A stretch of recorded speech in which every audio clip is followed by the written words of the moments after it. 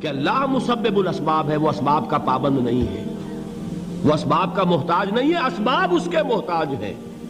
اگر یہ یقین ہے تو اللہ پر ایمان ہے، یہ نہیں ہے تو تمہارا ایمان اسباب پر ہے، وسائل پر ہے، ذرائع پر ہے، مادیات پر ہے، اللہ پر نہیں۔ اس وقت کہاں راستہ تھا؟ تو راستہ تھا سمندر ہے، اور ادھر سے لشکر آ گیا ہے۔ کلا ان معی ربی سیہدین۔ اب دیکھیے ایمان کہہ دینا آسان ہے، ہوا معکم اینما کنتم، جہاں کہیں بھی تم ہوتے ہو اللہ تمہارے ساتھ ہوتا ہے، لیکن اس کا یقین قائم ہو جائے تو زمین و آسمان کا فرق واقع ہو جائے۔ یہی بات ہوئی حضور کے ساتھ۔ غار ہے، چھپے ہوئے ہیں محمد الرسول اللہ اور آپ کے وہ یار غار ابو بکر صدیق رضی اللہ تعالی عنہ۔ اقبال نے حضرت ابو بکر کی شان میں چند اشعار کہے صرف، لیکن واقعہ یہ ہے کہ بھاری بھاری نظموں پر اور قصیدوں پر بھاری ہے، طویل ترین نظمیں اور قصیدے ہوں ان پر بھاری ہے۔ ہمت ابو بکر کی ہمت جو ہے، کشت ملت را جو ابر، جیسے بارش سے کھیتی اپجتی ہے، ابو بکر کی ہمت اور عزیمت اس امت کو اسی طرح سینچنے والی ہے۔ ثانیے اسلام و غار و بدر و قبر، وہ دوسرے تھے اسلام میں، دوسرے پہلے کون تھے؟ انا اول المومنین، حضور فرماتے ہیں سب سے پہلا ایمان لانے والا میں، دوسرے ابو بکر۔ ویسے ہمارے ہاں یہ چلتا ہے اختلاف، حضرت علی پہلے ہیں کہ حضرت ابو بکر پہلے ہیں، لیکن اس میں بڑی خوبصورت تطبیق قائم کی ہے علماء نے، اور بہت صحیح ہے۔ چار کے بارے میں فیصلہ ہی مت کرو کہ کون پہلے ہے، ان کی ایک عجیب تقسیم کر دی ہے۔ آزاد مردوں میں، بالغ مردوں میں سب سے پہلے ابو بکر، بچوں میں سب سے پہلے علی، خواتین میں سب سے پہلے خدیجہ، اور غلاموں میں سب سے پہلے زید ابن حارثہ۔ بڑی پیاری تقسیم ہے، یہ چاروں ہی پہلے ہیں، ہر ایک کے لیے اولیت ہے۔ اور واقعہ یہ ہے کہ اگر زمانی اعتبار سے تعین ہوگا تو پہلے خدیجۃ الکبریٰ آئیں گی رضی اللہ تعالی عنہ۔ کسی اور سے بات کرنے کی نوبت بعد میں آ سکتی ہے، پہلے تو اہلیہ محترمہ سے بات ہوئی، آتے ہی پہلی وحی ہوئی ہے، ابھی تبلیغ کا حکم نہیں تھا۔ کس کو بتایا واقعہ؟ ابھی اپنی نبوت کی تبلیغ کا تو حکم ہی نہیں آیا۔ واقعہ کس کا ہے؟ وہ خدیجہ کا ہے۔ جب کہا ہے کہ خشیت علی نفسی، مجھے اپنی جان کا اندیشہ ہے، تو کیا جواب دیا خدیجہ نے رضی اللہ تعالی عنہا؟ وہ صدیقۃ الکبریٰ ہے۔ صدیقات جو ہیں خواتین، ان میں چوٹی پر خدیجۃ الکبریٰ ہے رضی اللہ تعالی عنہا، اور صدیق جو مرد ہیں ان میں صدیق اکبر ہے ابو بکر صدیق رضی اللہ تعالی عنہ، لیکن صدیقات میں چوٹی پر۔ جب حضور نے فرمایا خشیت علی نفسی، کیا فرمایا؟ کیا عرض کیا؟ کیسے تسلی دی؟ نہیں، اللہ آپ کو ضائع نہیں کرے گا، آپ غریبوں کے ہمدرد ہیں، آپ مساکین کے تکالیف رفع کرنے والے ہیں، آپ بیواؤں کی سرپرستی کرتے ہیں، آپ مسافروں کی خدمت کرتے ہیں، اللہ آپ کو ضائع نہیں کرے گا۔ یہ یقین ہے اس خاتون کے اندر۔ خیر وہ ایک علیحدہ بات ہو جائے گی۔ میرے دل پر حضرت خدیجہ رضی اللہ تعالیٰ عنہ کی شخصیت کا بڑا گہرا نقش ہے، جو وہ کوئی اور ہی وقت اور موقع ہوا تو بیان ہوگا۔ بہرحال اقبال نے ایک مصرے میں جو چار اولیتیں جمع کر دی ہیں، ہمتیں کشت امت را چو ابر، ثانی اسلام و غار و بدر و قبر۔ اسلام میں حضور کے بعد پہلے کون؟ ابو بکر۔ غار میں حضور کے ساتھ کون؟ ابو بکر۔ بدر کی رات اللہ کا رسول سربسجود، وہ جھاڑ، وہ گھاس پھوس کی جو جھونپڑی بنائی گئی تھی، اور وہاں تلوار ننگی لے کر پہرا دینے والا کون؟ ابو بکر۔ اور اس حجرہ عائشہ میں محمد کے بعد سب سے پہلے دفن ہونے والا کون؟ ابو بکر رضی اللہ تعالی عنہ وصلی اللہ علیہ وسلم۔ وہ جو معاملہ میں سنا رہا تھا غار ثور کا، حضرت ابو بکر بھی حضور کے خیال سے لرز گئے ہیں. آپ کو یاد ہوگا کہ جا کر پہلے تمام جتنے سوراخ تھے انہیں بند کیا ہے. ایک سوراخ رہ گیا تھا جس کو بند کرنے کے لیے کوئی کپڑا نہیں تھا. وہاں اپنی ایڑی رکھی ہے. تب کہا ہے حضور سے تشریف لائیے, اور اپنے زانو پر حضور کو لٹایا ہے. اور وہاں کسی موذی جانور نے کاٹا ہے. حضور کی آنکھ لگ گئی تھی. اس وقت اس بل کے اندر جو بھی بچھو ہے کیا ہے واللہ عالم, اس نے کاٹا ہے. اس کی تکلیف کی وجہ سے ابو بکر کی آنکھوں سے آنسو ٹپک گئے.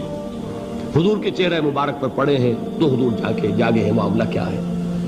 ایڑی نہیں ہٹائی وہاں سے, مبادا وہ جانور وہاں سے نکل کر محمد الرسول اللہ کو کوئی گزن پہنچا دے.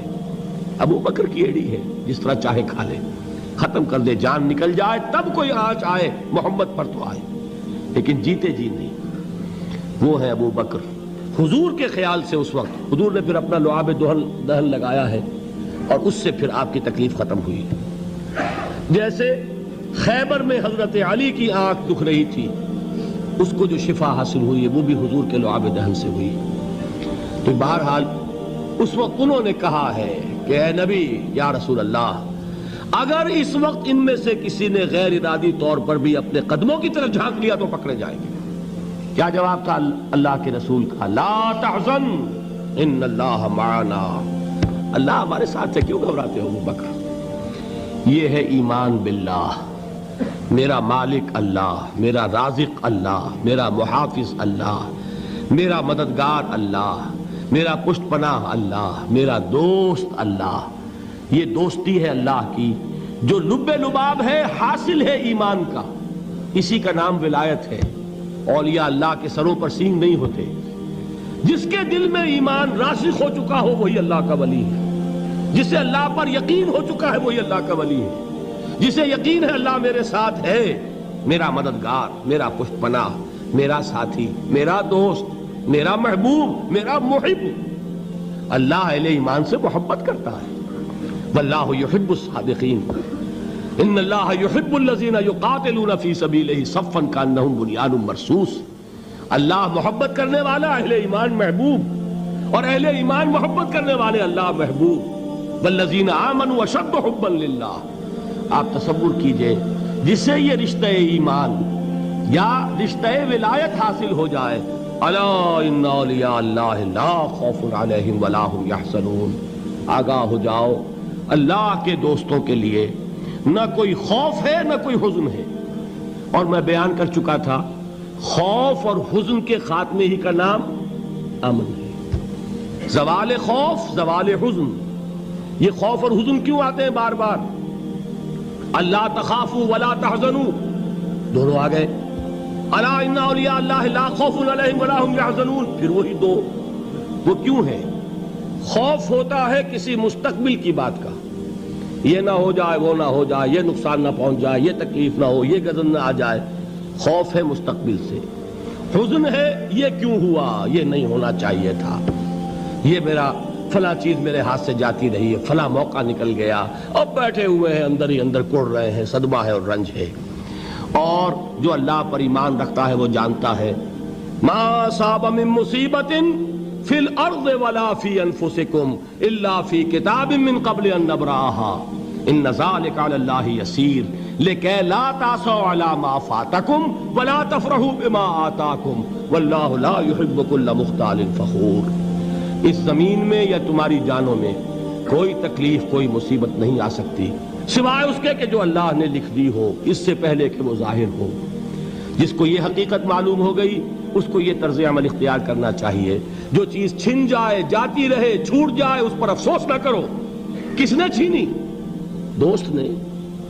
دوست کے فیصلے پر شکایت. دوستی کو بٹا لگا رہے ہو, سرے تسلیم خم ہے جو مزاج یار میں آئے. اگر دوستی ہے تو پھر تو تمہیں گردن جھکانی چاہیے کہ ہر چہ ساقی ماریخت عین الطافست, جو بھی میرا ساقی میرے پیالے میں ڈال دے اس کا کرم ہے. جو اس کی طرف سے آئے اس پر کوئی رنج نہیں, کوئی صدمہ نہیں, کوئی غم نہیں, کوئی شکایت نہیں, کوئی شکوہ نہیں. اور جو ہوگا وہ اس کے اذن کے بغیر نہیں ہوگا, اور اس کا اذن ہوگا تو یقیناً میرے لیے خیر ہی خیر ہے, چاہے وہ ناگوار شے ہو, بظاہر مجھے اچھی نہ لگ رہی ہو، میری شارٹ سائٹڈنس میں مجھے وہ نظر آ رہی ہے کہ میرے لیے بری ہے، لیکن قرآن نے کہا ہے عَسَىٰ أَن تَكْرَهُوا شَيْئًا وَهُوَ خَيْرٌ لَكُمْ وَعَسَىٰ أَن تُحِبُّوا شَيْئًا وَهُوَ شَرٌّ لَكُمْ وَاللَّهُ يَعْلَمُ وَأَنْتُمْ لَا تَعْلَمُونَ۔ ہو سکتا ہے تم کسی چیز کو ناپسند کرو درحال کہ اسی میں تمہارا خیر ہو، اور ہو سکتا ہے تم کسی چیز کو پسند کرو درحال کہ اس میں تمہارا شر ہو۔ اللہ جانتا ہے، تم نہیں جانتے۔ جب مجھے یہ بات معلوم ہو گئی، میں نے اپنا معاملہ اللہ کے حوالے کیا۔ سپردم بے تو مایا خیش را تو دانی حساب کم و بیش را۔ اے رب، جو تو چاہتا ہے وہ ہو، تیرے علم میں جو شے میرے لیے خیر ہے وہ ہو جائے، میری کوئی پسند نہیں، میری کوئی چاہت نہیں، یہ ہے راضی برضائے رب۔ اکبر الہٰبادی نے اسے کہا ہے رضائے حق پہ راضی رہ، یہ حرف آرزو کیسا، خدا خالق، خدا مالک، خدا کا حکم تو کیسا۔ جب میں آ گیا بیچ میں، میری پسند، میری مرضی، میری خواہش، میری چاہت، یہی تو شرک ہے۔ ما شاء اللہ کان وما لم یشاء لم یکن، جو اللہ نے چاہا وہ ہوا، جو اس نے نہیں چاہا نہیں ہوا، اختیار اس کا ہے، میرا تو نہیں۔ رضائے حق پہ راضی رہے، یہ حرف آرزو کیسا، خدا خالق، خدا مالک، خدا کا حکم تو کیسا۔ اقبال نے اسے کہا ہے فارسی میں، اب آپ کہیں اس کا ترجمہ بھی کرو تو وہ مجھے ذرا اس وقت کچھ بہت ہی بدذوقی کسی بات نظر آئے گی۔ جائیے پوچھئے کسی سے جسے فارسی آتی ہو۔ برو کشید ز پیچا کے ہست و بود مرا، چے اقدہا کے مقام رضا کشود مرا۔ مجھے تو تمام پیچ و خم سے نکال دیا اس مقام رضا نے، میں راضی برضائے رب ہوں، جو فیصلہ اس کا میں اس پر راضی۔ تو کہاں کا حزن اور کس کا خوف، یہی زوال حزن اور زوال خوف